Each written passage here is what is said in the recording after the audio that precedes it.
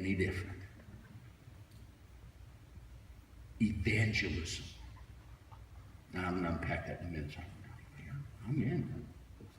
Not everybody gets nervous when you use that word, but evangelism.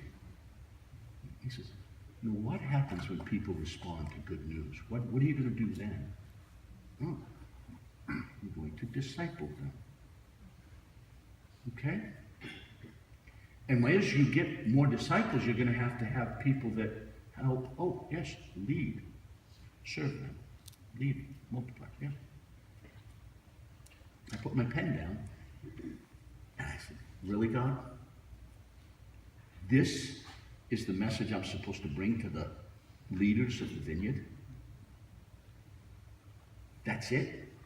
I'm going to show up in Fort Lauderdale at our annual meeting, and I'm going to say, I want to talk to you about evangelism? Do you realize how quickly the eyes are going to begin to roll? Wow. So that's what the Vineyard's up to. Really, Phil? I said, really, God? I mean, I knew. I could hear some of my friends. I could hear some of our board members. Really, Phil? That's what we're going to do? That's what you think is important? That's what you think the Lord has spoke to you about?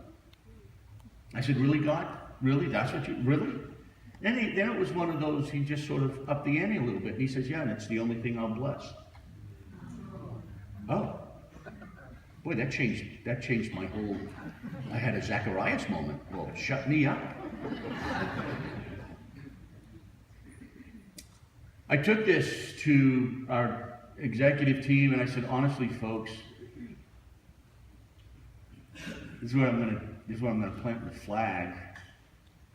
We've been talking about the Vineyard pilgrimage and the whole age group all the way through, and a place in the Vineyard for every age and every milestone in their life. And I just felt the Lord said, and I'd love you to lead thousands and thousands of children to Jesus. Because like 80 to 85% of the people that come to Christ around the globe do so between the ages 4 and 14. 85% of the people who come to Jesus worldwide, these are good, hard, honest statistics. 85% of them come to Christ between the ages 4 and 14. How are we not going to really drive our flag in there?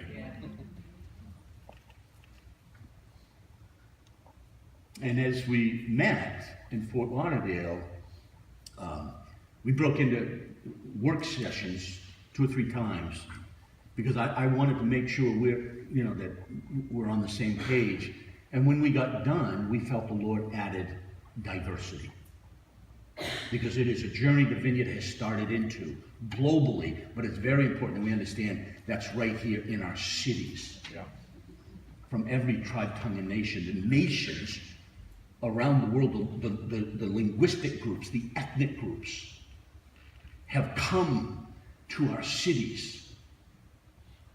And my preparation, the very core, the base of my preparation was cross-cultural work.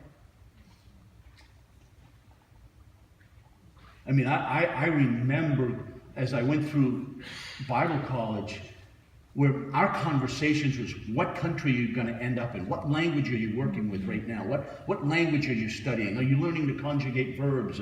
Are you going to do Arabic? Are you going to do Spanish? Are you going to do Swahili? And my circle in school, when we graduated, it was dispersion around the globe. My closest classmates, men and women, we went through a grueling preparation over a 3-year period. We literally ended up on every corner of the earth. We had guys and gals, guys I used to pray with as a young man. We would meet every Thursday morning and Friday morning at 5 a.m. This is in the Berkshire Mountains of Western Massachusetts. And we would meet and we would pray.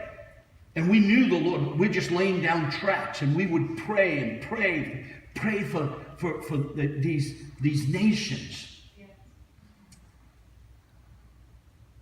Amazing reality.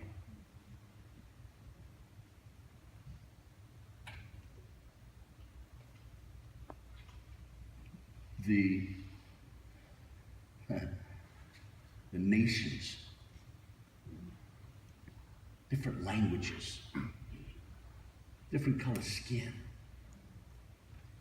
different worldview.